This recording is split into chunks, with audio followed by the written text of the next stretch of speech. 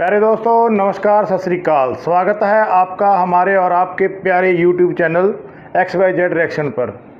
दोस्तों, आज जो हम आपके साथ वीडियो देखने वाले हैं, जिस वीडियो पे रिएक्शन देने वाले हैं, वो वीडियो INS विक्रांत जो हमारा पानी वाला जहाज़ है, वो इसी महीने की 15 अगस्त को उसको पानी में उतार दिया जाएगा, अपनी नेवी को दे दिया जाएगा। खान सर हैं वो उन्होंने इसके ऊपर वीडियो बनाई है। पहले हम देखते हैं वीडियो। जय हिंद। INS विक्रांत जो भारत का पहला इंडिजीनियस एयरक्राफ्ट कैरियर है, इसके बारे में टोटल स्पेसिफिकेशन, इसमें कैसे कैसे ये काम करता है एयरक्राफ्ट कैरियर, इसके बारे में समझते हैं।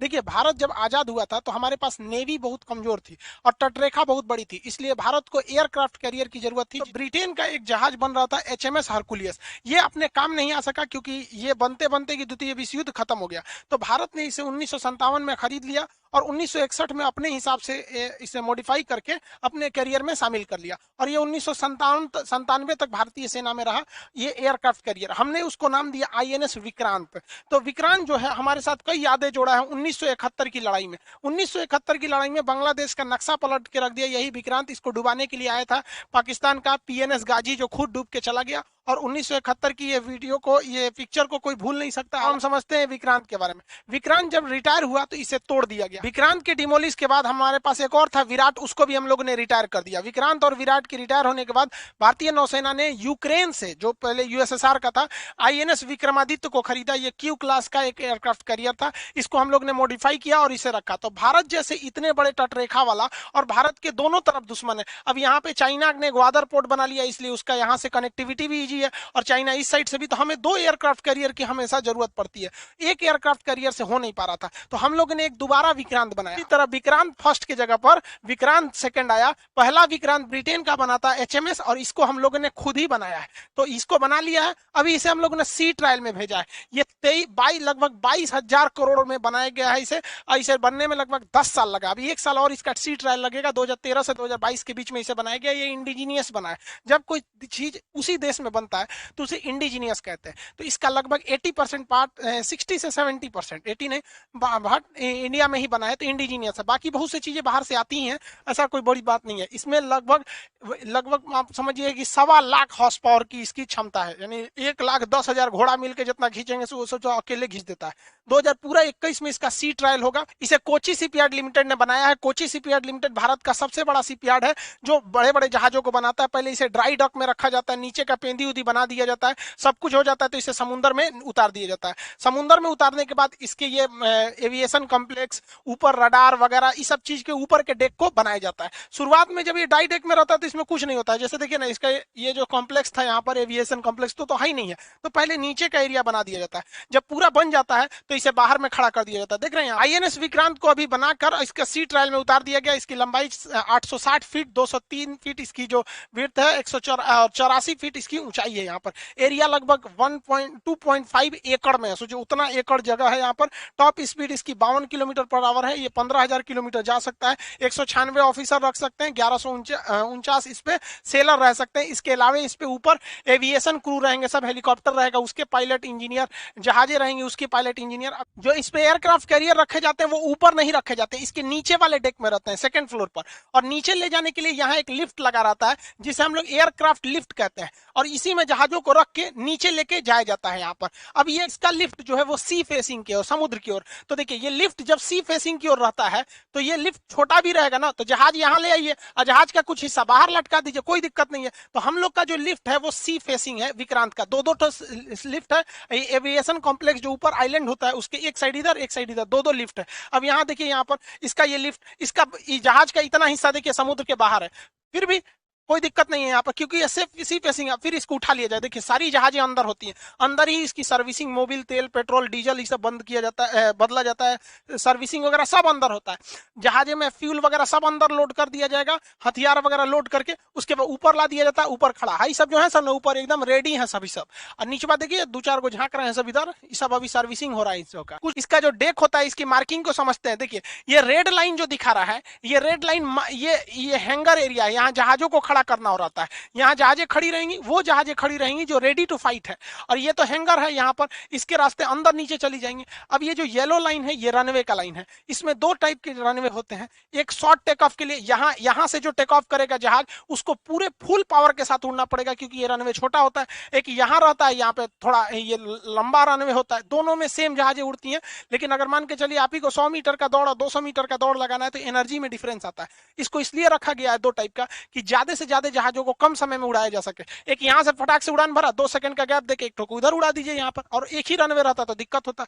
इस रनवे के अलावा यहाँ पर लैंडिंग के लिए ये वाला स्ट्रिप होता है, लैंडिंग वाला स्ट्रिप होता है यहाँ पर, इस पे जहाजें लैंड करती हैं। ये गोल वाला है हेलीकॉप्टर को उतरने के लिए है, यहाँ पर हेलीकॉप्टर वगैरह को। आप कहेंगे सर यहाँ हेलीकॉप्टर रहेगा तो लैंडिंग कैसे करेगा? हेलीकॉप्टर को उड़ा दिया जाएगा, लैंड करके फिर रख देते, अपने यूज के हिसाब से होता है। यहाँ पर जहाजों को आजकल उतारने के लिए कम जगह पे अरेस्टेड लैंडिंग किया जाता है। यहाँ 3 वायर होते हैं। अमूमन जहाज का जो पायलट होता है जब लैंडिंग करने के लिए आता है तो इन 3 वायर में से बीच वाले वायर में फंसाने के लिए वो ज्यादा प्रीफर करता है, क्योंकि पहले में अगर फंसाता है तो हो सकता है कि उधरे गिर जाए। देखिए जहाज में नीचे हुक लगा होता है, इसी को कहते हैं अरेस्टेड लैंडिंग। ये आता है और इसमें फंसा लेता है, और ये फंसाता है तो ये जहाज लैंड करती है ना इसी हुक के वजह से।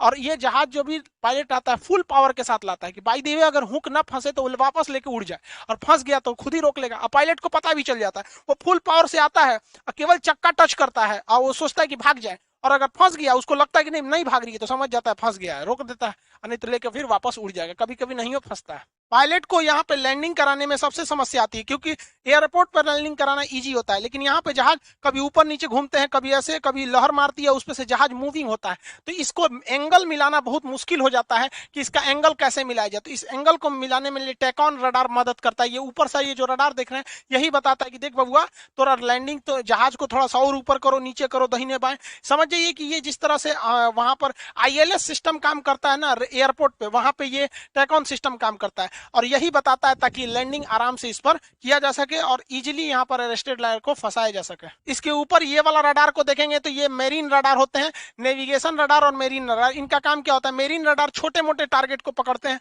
जैसे ड्रोन आ गया या छोटे शिप आ गए सब, नहीं तो इसी में बम बांध के लड़ा जाएगा तो भड़क जाएगा। और नेविगेशन रडार जो होते हैं वो रास्ता बताते हैं जहाजों को कि ये रास्ता है, इधर से जाइए, नहीं तो पता चला समुंदर ऊपर से तो दिख रहा है समुंदर है, नीचे से कोई पहाड़ खड़ा रहेगा तो पेंदिए रगड़ा जाएगा उसका। तो ऐसी समस्या ना आए इसके लिए कई तरह के इसमें रडार लगाए जाते हैं। इसके अलावा अगर आप यहाँ पर देखेंगे ये वाला सेलेक्सर आरएन रडार, ये बड़े साइज के होते हैं, 2 ठो लगाए गए हैं यहाँ पर। ये एक साइड में उधर से ये वार्निंग रडार होते हैं। ये 400 किलोमीटर रेंज होता है। 400 किलोमीटर के दायरे में कुछ भी आएगा पूरा वार्निंग सिस्टम को ये दे देगा। इस सारे सिस्टम को इसके ऊपर ही इसको लगाया जाता है ताकि वार्निंग इसको दिया जा सके। इसका जो मेन रडार लगाया गया है MM स्टार रडार लगाया गया है, मल्टी फंक्शनल रडार। ये MM स्टार यहाँ पर देखेंगे ये इस शेप में बनाया गया है और एक यहाँ पर बनाया गया। हालांकि शायद इसमें अभी इसको फिट नहीं किया गया, क्योंकि जब इसमें फिट किया जाता है MM मल्टी फंक्शनल रडार तो ये हल्का सा उभार आ जाता है। कोई जरूरी भी नहीं, देखिए यहाँ हल्का हल्का उभार देखने को मिलेगा। ये पूरे 360 डिग्री के डायरेक्शन में कई सारे टारगेट को निशाना बना सकते हैं। जैसे मान के चलिए अचानक 50 ठो जहाज आ गया, 10 ठो मिसाइल आ गया, 2 ठो हेलीकॉप्टर आ गया, ड्रोन आ गया, इसको कोई टेंशन नहीं, सब पे नजर रखेगा, एक ठो पे लॉक कर देगा इधर उधर में। तो ये multi functional MF multi functional star radar होते हैं। ये इसका मेन रडार है। हालांकि इस पे चालू कर दिया गया होगा या नहीं भी किया होगा तो फिट करने में कोई ज्यादा दिक्कत नहीं आता है। इसके अलावा इसमें ये जो एंटीना देख रहे हैं ये बहुत महत्वपूर्ण काम करता है। ये कैमिट सिस्टम होता है, ये एंटी रडार होता है। इसे जहाजों के ऊपर वाले भाग में यहाँ पे शिफ्ट कर दिया जाता है इस टाइप का। ये क्या करता है, अगर दुश्मन का रडार हमारे विक्रांत को पकड़ेगा ना तो उसको भटका देगा, वो उसको फिगर नहीं बनने देगा, उसको भटका देता है, तो इसलिए इसे एंटी रडार कहते हैं। तो दुश्मन अगर कोई मिसाइल मारेगा हमारे जहाज के ऊपर ना तो ये मिसाइल को भटका देगा, क्या इधर नहीं ना उधर गिरो, उधर विक्रांत है इधर, तो भटका देता है वहां पर, जिससे कि निशाने चूक जाते हैं। समुद्र में किसी भी तरह का टावर या वायर नहीं बिछे रहते हैं जिससे कि आप बात कर सके। वहां सैटेलाइट ही एक चीज होता है, तो सैटेलाइट से बात करने के लिए सैटेलाइट कम्युनिकेशन, इसी के इसे शॉर्टकट में सैटकॉम कहते हैं, सैटेलाइट कम्युनिकेशन। ये बहुत संख्या में यहाँ देखेंगे आप सैटेलाइट कम्युनिकेशन के लिए यहाँ पर लगाया गया है। ये सैटकॉम होते हैं सब, जो सैटेलाइट से आराम से कम्युनिकेट कर सकते हैं अपने एरिया वगैरह को, कम्युनिकेशन में कोई खास दिक्कत नहीं आती है। सैटकॉम के अलावा इसमें सबसे जो एडवांस लगाया गया, एडवांस कंपोजिट कम्युनिकेशन सिस्टम होते हैं। ये बहुत ही ज्यादा नेटवर्क को कंट्रोल करके रखता है। ये एंटीना के एक पूरे ग्रुप को कहते हैं, इसमें बहुत सारे एंटीना लगे रहते हैं। आप यहाँ देखेंगे तो ये लगाए गए हैं। ये क्या करता है, इस जहाज को कम्युनिकेशन करने में यही मदद करता है। ये जो आईएनएस विक्रांत है, ये किसी एयरक्राफ्ट से कैसे संपर्क करेगा, इसी एंटीना के माध्यम से, जो उड़ रहा हुआ ड्रोन है या जहाज है या हेलीकॉप्टर है। इसके अलावा सबमरीन से कोई पानी के अंदर है तो वो सिग्नल देगी तो यही पकड़ेगा। इसके अलावा तट पर, मान के लिए मुंबई के तट से कोई आदेश आया तो यही पकड़ेगा। तो एक तरह से समझिए कि पूरा कम्युनिकेशन सिस्टम को यही कंट्रोल करके रखता है। सेकेंडरी सर्वेलांस रडार को इसके टॉप पर यहां आप देख सकते हैं, यहां लगाया गया।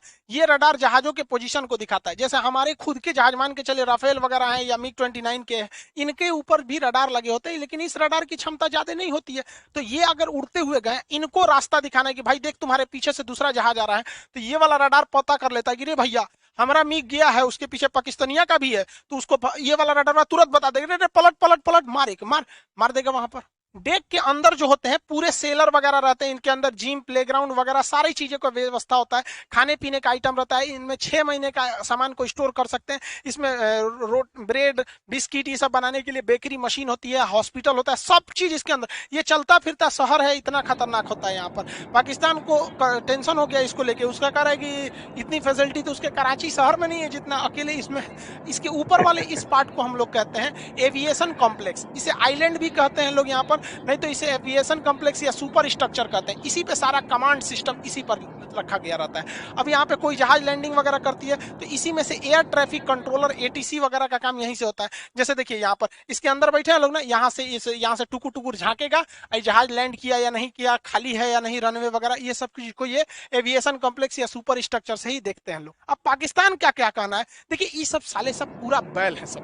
अब हमारा जो विक्रांत है, तो विक्रांत की कॉस्टिंग जोड़ दीजिएगा, उसके ऊपर मिग 29 के जो 36 जहाज आएंगे उनकी कॉस्टिंग जोड़िएगा, उस पर 10 हेलीकॉप्टर आएंगे उसकी कॉस्टिंग जोड़िएगा, उसके साथ जो पूरा बैटल ग्रुप चलेगा उसका कॉस्टिंग, उस पर 64 बराक मिसाइल जुड़ेंगे उसकी कॉस्टिंग जोड़िएगा, तो मोटा मोटी $12 बिलियन पड़ेगा। और पाकिस्तान के पूरे तीनों सेनाओं को मिला दीजिएगा, थल सेना, वायुसेना, जल सेना, नौ सबको, तो $11 बिलियन का बजट है। सोच रहे हो उनके पूरे बजट से ज्यादा हम लोग का ये जहाज है। तो क्या करे सब, मतलब इन्होंने चाइना इनको ठग दिया। अरे पूरी आर्मी का बजट। चाइना ने कहा हमने एक मिसाइल बनाया, मिसाइल का नाम है CM-400। ये मिसाइल जाके मार देगा विक्रांत को। इन गधों को इन्होंने बताया ही नहीं कि इस मिसाइल में गाइडेंस सिस्टम उन्होंने दिया ही नहीं है। अब विक्रांत अपना जगह बदल देगा तो ये वहीं जाके गिर जाएगा। पूरी तरह से लोल है। इनको दे दिया है, कितना दिया है, 60 को, जबकि इन गधों को कुछ पता ही नहीं है कि INS विक्रांत जो है 64 को बराक 8 मिसाइल रखता है। ये बराक 8 मिसाइल इजराइल का बना हुआ, इंडिया इजराइल मिल के बनाए हैं सब। और आयरन डोम जो इजराइल ने गाजा के रॉकेटों को मार देता है उसका बाप है ये। आयरन डोम की तो क्षमता 10 किलोमीटर होता है, इससे 150 किलोमीटर मारेगा।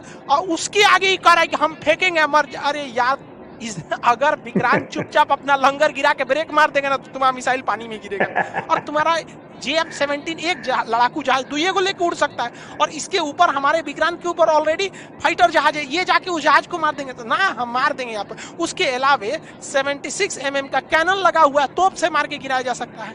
या फिर हमारे पास AK-660 मशीन गन लगे हुए हैं। ये पॉइंट मशीन गन होते हैं, इनको रडार से फिट कर दीजिए। ये जिधर देखेंगे निशाना लगाने की जरूरत नहीं, रडार से देख के मार देते हैं वहां। लेकिन ना, ये मार के गिरा देंगे हमारे विक्रांत को। इन ससुरों को कुछ आते पते नहीं है यहाँ। आई होप आप विक्रांत के सारे एवियोनिक्स और रडार सिस्टम को समझ गए। दोस्तों, आई होप आपको ये वीडियो अच्छी लगी होगी। और मेरा मकसद था वीडियो ये दिखाने का कि इसी महीने की 15 तारीख को अपना जो INS विक्रांत है वो लॉन्च होने वाला है। मतलब उसकी जो सी ट्रायल्स थी, जो भी था, सारा कुछ ओके हो चुका है। अब वो रेडी है बिल्कुल लॉन्च के लिए। वो नेवी को दे दिया जाएगा, मतलब 15 अगस्त को दे दिया जाएगा। तो उसके बारे में ये सारी जानकारी है कि वो क्या है, कितना बड़ा है, उसके अंदर क्या क्या है, क्या क्या उसके अंदर लगा हुआ है। जो पाकिस्तान बातें करता है कि हमारे पास ये मिसाइल है, हम उससे उसको फोड़ देंगे, ये कर देंगे। तो इसी में वही जानकारी दी गई है कि भाई पीछे रहो तुम्हारे बस की बात नहीं है ये इतनी फैसिलिटी तो कराची शहर के अंदर नहीं होगी जितनी इसके अंदर है। मतलब उनका जो पूरा मिलिट्री का, उनकी पूरी आर्मी का जो बजट है $11 बिलियन, ये उससे ज़्यादा है। ये $12 बिलियन के करीब बता रहे हैं कि इसकी लागत है जो। और इसके ऊपर खर्चा कितना आता है, पूरी एक स्क्वाड्रन जहाज की, एक पूरी स्क्वाड्रन 18 जहाज होते हैं एक उसके अंदर, फाइटर जहाज जो होते हैं एक स्क्वाड्रन के अंदर 18 होते हैं। इसके ऊपर 36 होंगे, मतलब 2 स्क्वाड्रन होगी। और हेलीकॉप्टर हो गए और ड्रोन, पता नहीं क्या क्या होगा। मतलब मान के चलो कि एक पूरे का पूरा शहर एक तरह का, जो अगर समझ लो कहीं कोई ज़रूरत पड़ती है, कराची शहर के पास जाके खड़ा हो गया ये, और एक यही काफ़ी है, हमें तो यहाँ से तो लड़ने की ज़रूरत नहीं पड़ेगी, ये काफ़ी वहाँ से खड़ा खड़ा ही सारा कुछ उड़ा देगा, इसके पास इतनी समर्था है। तो आपको वीडियो कैसी लगी? मतलब आपके लिए हम ये वीडियो लेके आए थे कि चलो अभी थोड़े दिनों में अपना INS विक्रांत लॉन्च होने वाला है, तो आपको इसकी जानकारी दे दी तो ठीक है। और आपको वीडियो कैसी लगी आप प्लीज़ सब्सक्राइब कीजिए, और सब्सक्राइब आप ज़रूर कीजिए ताकि हम आपके लिए अच्छी अच्छी वीडियो लेकर आ सकें। प्लीज़ सब्सक्राइब ज़रूर कीजिए, और मिलते हैं फिर आपको नेक्स्ट वीडियो के अंदर।